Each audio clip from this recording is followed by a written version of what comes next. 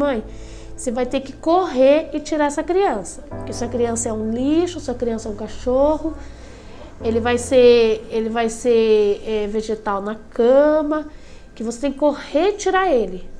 Que o seu filho é a mesma coisa que nada. Foram um mês de fé, de esperança, de entendimento até do que poderia acontecer, do que era essa tal mielomeningocele que a gente nunca tinha ouvido falar, o que isso poderia causar, quais seriam as expectativas, né, de vida. E começou a pergunta: o que é? Por que é?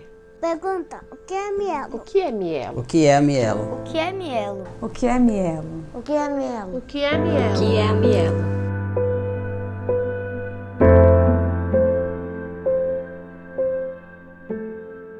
A mielo não é muito difundida.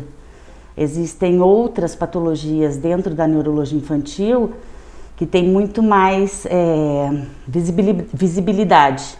A mielomeningocele é uma malformação da coluna vertebral do bebê, deixando exposta algumas estruturas neurais, né, pelo não fechamento do tubo neural. O que é o tubo neural? No início, quando você tem a congruência entre o espermatozoide e o óvulo, isso vai formar um novo ser humano, que a partir da divisão de células vão formar uma massa de células. Existe uma estrutura anatômica chamada tubo neural, onde isso é uma placa que vai se dobrar e formar um tubo. Quando você tem problemas da migração dessas células e não tem o fechamento desse tubo neural, você vai ter um defeito de uma malformação do sistema nervoso central. O mais comum é ocorrer a nível da coluna vertebral e da medula espinal, formando então o que se chama de mielomeningocele.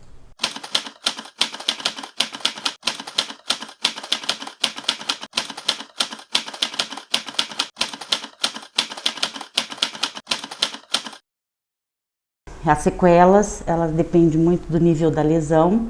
Quanto mais alta a lesão, maior são as sequelas nos pacientes.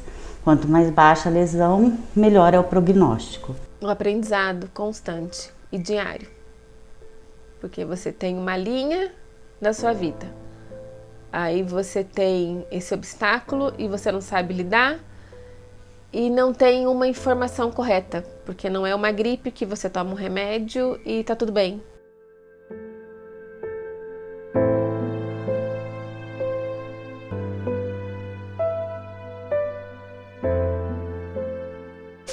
Eu acho que os grandes medos vieram antes do Pedro nascer, até para a gente entender qual seria o nível ou grau da mielomeningocele. Isso realmente preocupou bastante antes do nascimento do Pedro.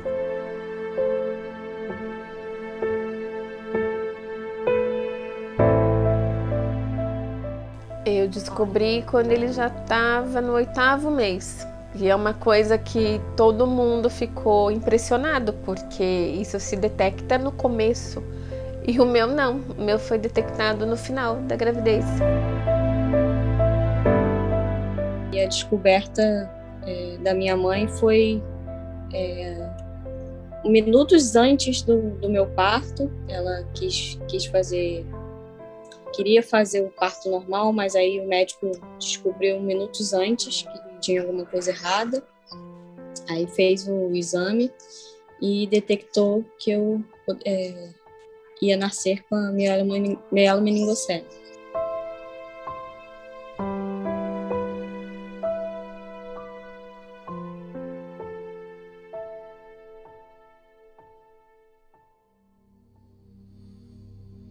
O Pedro, ele fez no total 6 cirurgias, tá?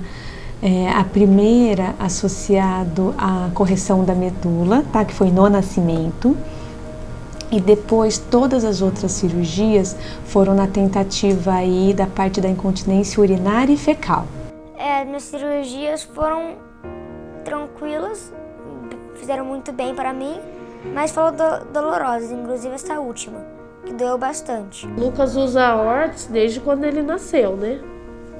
Ele precisou também fazer a cirurgia de extensão de nervo que ele precisou no pé, porque o pezinho dele era assim, né? Aí ele precisou fazer aquela cirurgia para voltar e ele ficar retinho.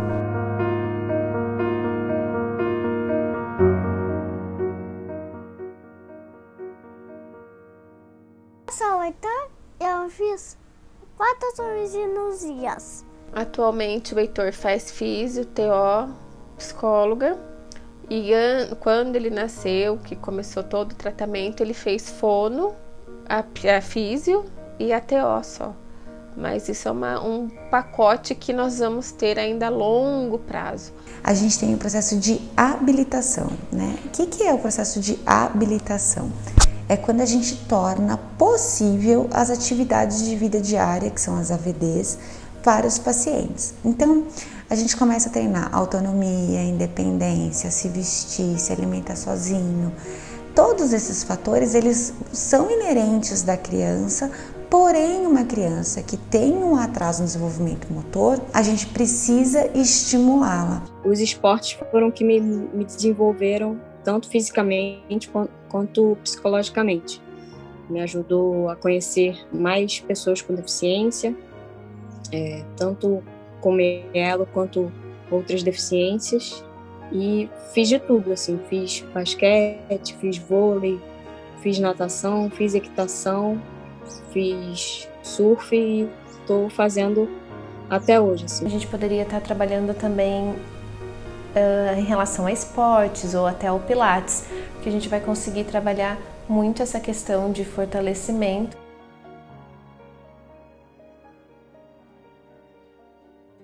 Já passei por diversas situações complicadas.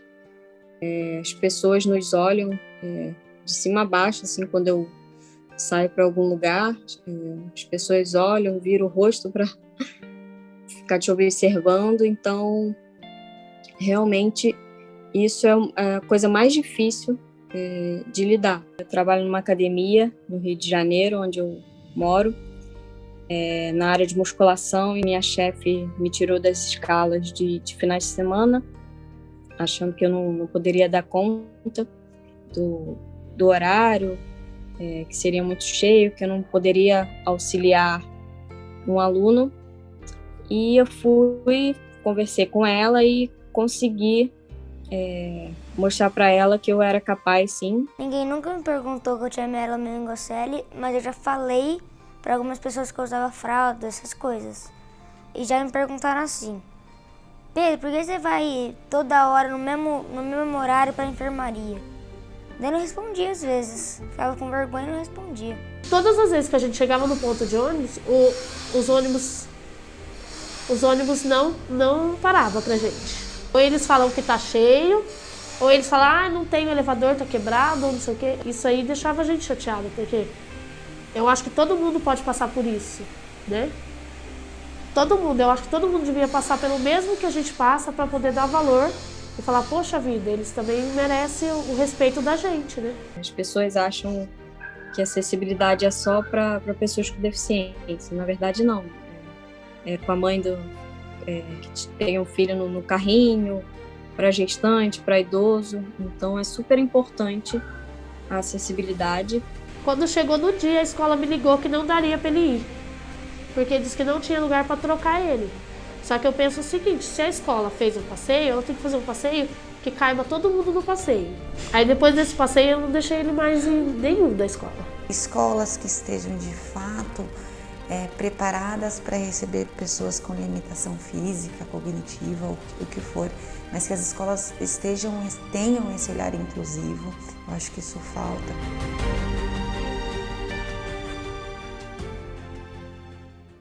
O surf me proporcionou uma coisa que eu sempre gostei dentro do esporte, que é a competição. Até então eu nunca tinha conseguido competir em nenhum outro esporte. Eu consegui isso no surf adaptado. Eu consegui me tornar campeã brasileira e tetracampeã carioca. Bastante gratificante para mim ter me tornado campeã de um esporte que eu sou apaixonada, e agora auxiliar pessoas iguais a mim e com outras deficiências também a competir, a conseguir evoluir no esporte. O skate ele começou a andar e ele tinha acho que 4 anos. E desde então ele não larga o skate. Ele usa dentro de casa para tudo. Cadeira ele nem usa dentro de casa, é mais na rua. Mas até na rua ele queria ir com o skate. Ele ia com o skate, colocava luvinha, ia com o skate, ia em shopping, ia em todo lugar. E a forma que ele tem é andando de skate, e ele adora. Mas o que você mais gosta de fazer na escola? Educação física. Por quê? Legal, e eu posso usar o skate. Eu brinco de pega-pega, na quadra, polícia e outras brincadeiras. Eu acredito que a maior superação do Heitor foi quando ele ficou em pé. O real problema que a gente teve e a gente lida com ele há 10 anos é a incontinência, tá? Então, é a exposição com a fralda, eram as trocas da fralda. Pedro fez 10 anos agora em março e foi o nosso primeiro aniversário de cueca. Uma coisa que me falaram foi meu próprio médico, quando eu nasci, falou que eu não ia conseguir andar, não ia conseguir me desenvolver.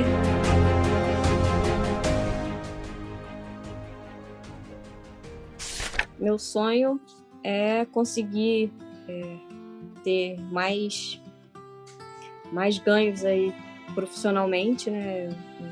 Conseguir fazer mais cursos, me profissionalizar bastante, principalmente na área da educação física adaptada, conseguir dar aulas de outros esportes para pessoas com deficiência. A meu maior sonho é ser jogador de futebol. Qual é o sonho que a família deseja para o Heitor? Que ele tenha um desenvolvimento adequado para que ele possa conseguir se desenvolver e ter uma vida normal mediante ao que ele tem, para não ficar nas dependências, né? Quero ser policial quando eu crescer.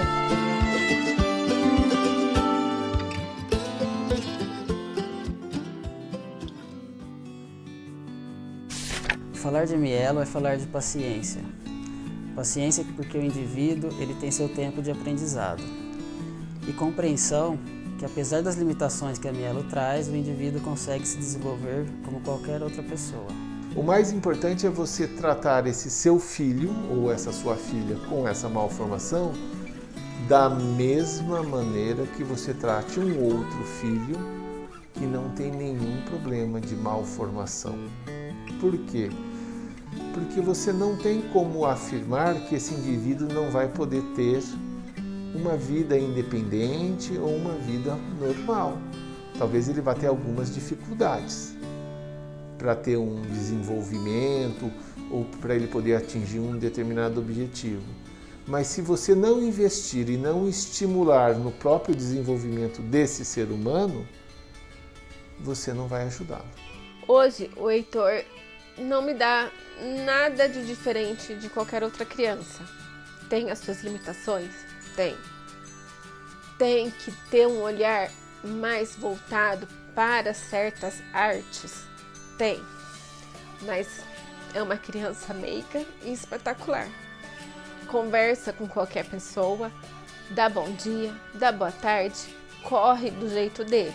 Não corre com as pernas, mas do jeito com que ele consegue se locomover.